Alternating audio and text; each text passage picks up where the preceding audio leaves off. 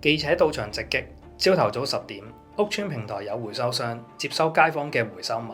冇幾耐，附近鹿仔店嘅2名職員先後將店門外裝滿廢紙嘅高新龍車、大型垃圾同埋一大袋鋁罐等，來回幾次去回收箱點算。冇幾耐，一名身穿紫色衫嘅女士同回收箱點算鹿仔嘅3袋廢紙，回收箱再將一大袋鹿仔店嘅鋁罐同其他回收鋁罐擺埋一齊。經過點算後，紫衫女士攞出一個拉鏈袋，收返回收箱交付嘅1沓現金點算。記者目測大概有3000蚊。紫衫女士放返錢入袋就離開，返回附近嘅鹿仔店。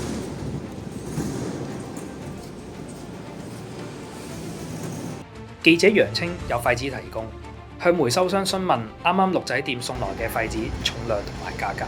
回收商表示，2噸半紙皮有2500蚊，300公斤鋁罐有500蚊。記者再楊清係鹿仔店職員，去到另外一間回收商詢問。我哋即係依家做緊咩價，咪咩價咯。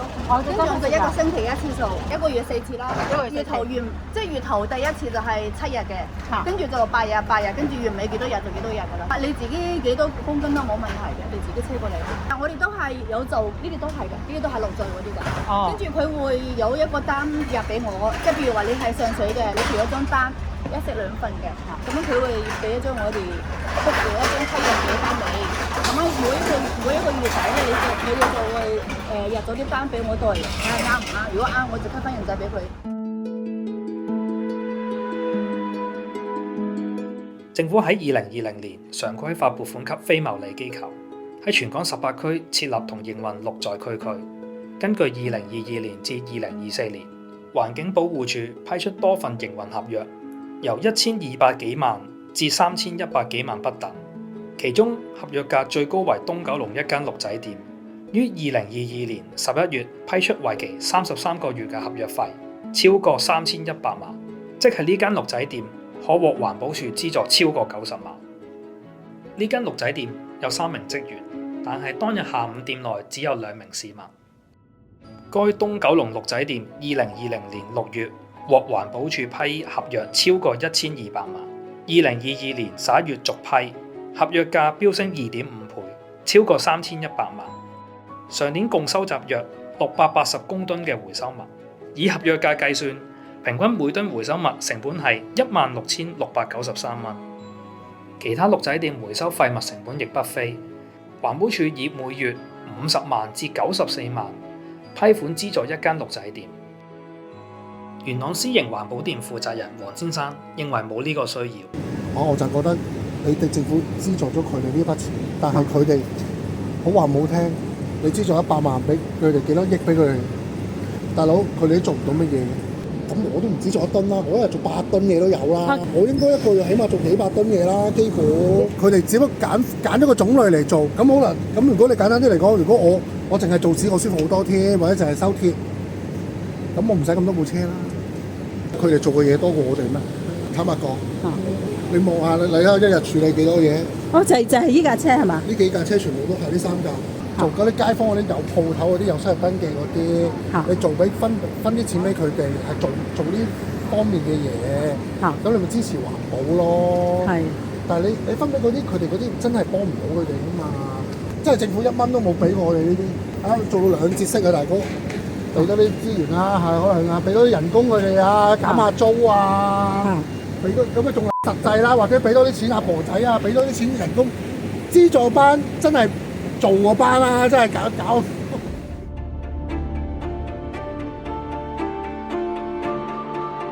記者測試多間鹿仔店嘅回收門檻，發現常用嘅家品都因為含有多種物料，不符合回收標準而被拒諸門外。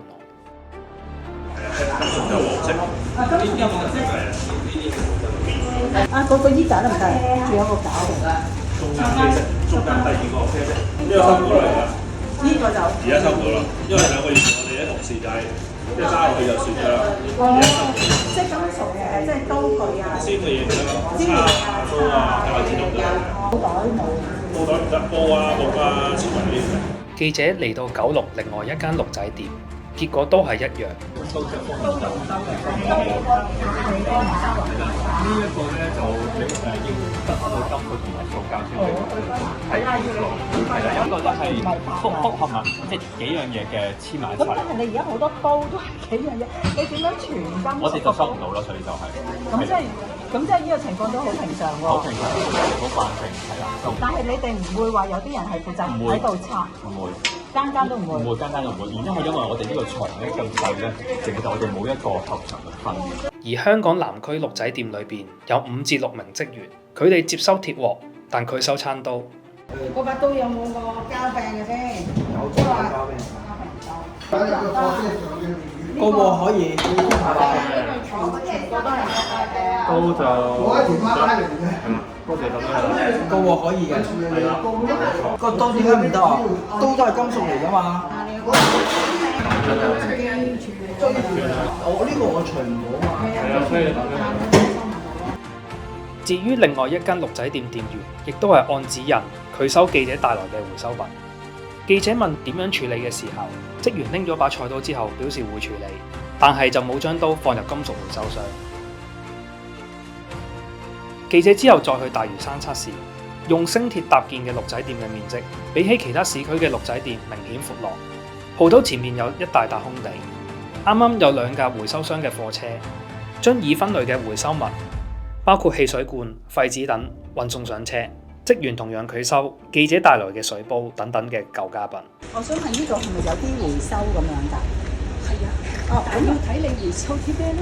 我哋咧呢啲純金屬我哋收，但係你咧連埋有膠咧，我哋就唔收㗎啦，因為我哋唔會將一件物品有2種物料收唔到嘅。你一係就自己拆，一係就當普通垃圾嘅。因為我哋係回收，因為我哋嘅回收商唔會處理嘅。但係好多煲都會有膠料，咪垃圾。冇辦法，唔好意思。咁㗎？係啦。咁呢個咧？呢個一樣，因為佢都係有金屬，膠裏邊含有金屬。即係呢啲咁嘅鐵都係啦，都唔收。我都唔收。係啦。職員話：因為人手不足，鹿仔店係唔會將回收品分拆處理，但私營回收商則沒有限制，只回收單一物料。黃先生喺元朗經營回收廢紙5金環保店，業界一般會將市區回收得嚟嘅物品簡單分類之後，工地會有人將粗電線拆走外膠，拎入邊嘅金屬線。工地亦設有機器將回收品分拆複合物料。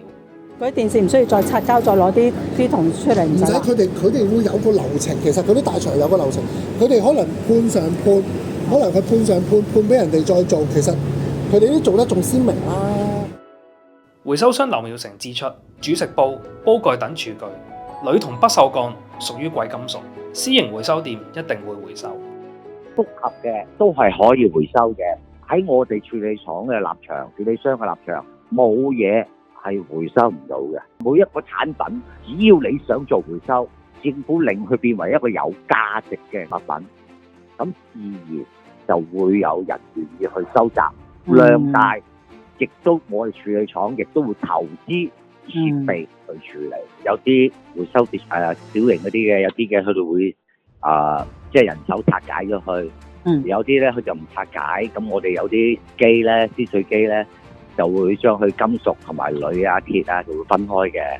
沙煲罌罉，頭先我講咗啦，佢都係貴金屬嚟噶嘛，不鏽鋼同埋梯啊嘛，你拆咗個柄，你淨係個煲。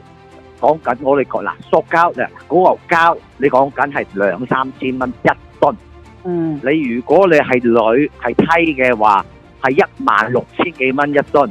不鏽鋼嘅話係15000幾蚊1噸，仲唔貴過膠啦？你如果一個傳統嘅回收商，佢無任歡迎你添啦。一般嘅市民唔識分，就算係鹿仔店，佢哋都唔識得去分，因為香港係備到呢個水平，比較專業。